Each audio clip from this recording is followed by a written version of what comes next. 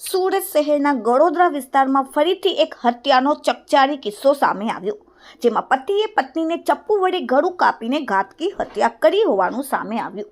બે દીકરીની નજર સામે જ પત્નીની હત્યા કરવામાં આવતા દીકરીઓએ બૂમાબૂમ કરી હતી. ત્યારબાદ તેને તાત્કાલિક સુરતની હોસ્પિટલમાં ખસેડવામાં આવ્યા, જ્યાં તબીબોએ મહિલાને મૃત જાહેર કરી હતી.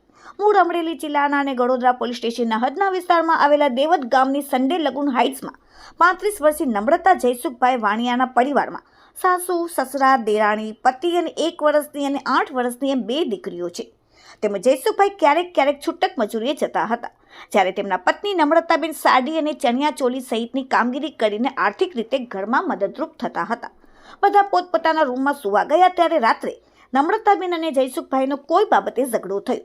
દરમિયાન રાત્રે 1 વાગ્યાની આસપાસ જયસુખભાઈએ ચપ્પુ વડે નમ્રતાબેનનું ગળું કાપી નાખતા રૂમ લોહીલુહાણ થઈ ગયો.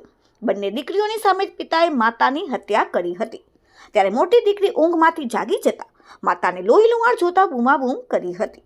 આ ઘટના બાદ દીકરીઓ દાદાને ઉઠાવ્યા બાદ નમ્રતાબેનને તાત્કાલિક સુરતની નજીકની હોસ્પિટલમાં લઈ જવામાં આવી, જ્યાંથી સુરતની સ્મીમેર હોસ્પિટલમાં ખસેડવામાં આવી હતી, જ્યાં ફરજ પરના તબીબોએ નમ્રતાબેનને મૃત જાહેર કર્યા. આ અંગે તાત્કાલિક સુરતની ગળોદરા પોલીસને જાણ કરવામાં આવતા ઘટનાની જાણ થતાં જ ગળોદરા પોલીસે ઘટના સ્થળે દોડી આવી હતી. ગળોદરા પોલીસે ગણતરીના કલાકોમાં જ પતિ આરોપીની ધરપકડ કરી. ગળોદરા પોલીસ સ્ટેશન વિસ્તારમાં આજે વહેલી સવારનો સમય એટલે કે 1:30 આસપાસ એક ભાઈ છે કે જેનું નામ જયસુખભાઈ લાખાભાઈ વાણિયા છે, પોતે ત્યાં રહે છે. એમને એમના પત્ની સાથે નોકરી બાબતે તકરાર થઈ હતી અને 1:30 આસપાસ એમને એમના પત્નીને ચપ્પુનો ઘા મારી અને એમની હત્યા નિપજાવી હતી. પોલીસે ત્યારબાદ ઇન્ફોર્મેશન મળતા તરત જ એફઆઈઆરની કાર્યવાહી શરૂ કરી અને મેડિકલ પીએમ માટે એમને ત્યાં મોકલી આપેલ છે ડેડ બોડીને. અને જે આરોપી છે જયસુખભાઈ, એને રિટેન કરી લીધેલ છે અને એને અરેસ્ટ કરવાની પ્રક્રિયા હાલ ચાલુ છે. આ ઘટનામાં અમે વધુ જ્યારે ઇન્વેસ્ટિગેટ કર્યું ત્યારે થોડીક બાબતો અમારા સામે આવી છે કે જેમાં પોલીસને જાણવા મળ્યું છે કે આ બંને વચ્ચે અગાઉ 2 દિવસ પહેલા પણ કંઈક તકરાર થઈ હતી. આ જે આરોપી છે જયસુખ, એ આરોપી જયસુખ વાણિયા કરીને છે, એ પોતે પોર્ટર જે એપ્લિકેશન છે એના થ્રુ જે પણ એને કામ મળે એ રીતના ડિલિવરી બોય તરીકે કામ કરતા હતા અને એમના પત્ની છે એ રેગ્યુલર એક જગ્યાએ કામ કરતા હતા. બંને વચ્ચે કામને લઈને તકરાર થઈ હતી એવી પ્રાથમિક માહિતી પોલીસને મળી છે. આ જે પણ ડિટેલ છે અમે એને એકવાર ક્રોસ વેરીફાઈ કરીશું અને આ ઘટનામાં ખરેખર શું સત્ય છે એના માટે એવિડન્સ જે પણ મળશે એ બધું આગળની કાર્યવાહી કરીશું.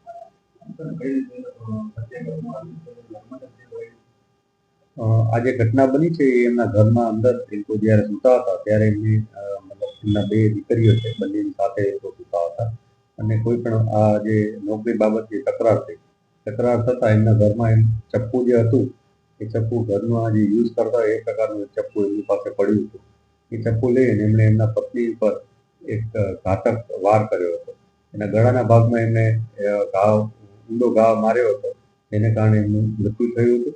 પોસ્ટમોર્ટમ પછી જ અમને ખ્યાલ આવશે કે આમાં ખરેખર કેટલા ઘા માર્યા છે અને બીજા કોઈ મેડિકલ એવિડન્સ મળશે તો એ પણ અમને પોસ્ટમોર્ટમ બાદ જ ખ્યાલ આવશે. પોલીસને ઇન્ફોર્મેશન મળી હતી, ત્યાં જ્યારે બનાવ બન્યો ત્યાર પછી અમને સારવાર માટે મેડિકલમાં લઈ ગયા હતા અને ત્યારબાદ પોલીસને ત્યાંથી ઇન્ફોર્મેશન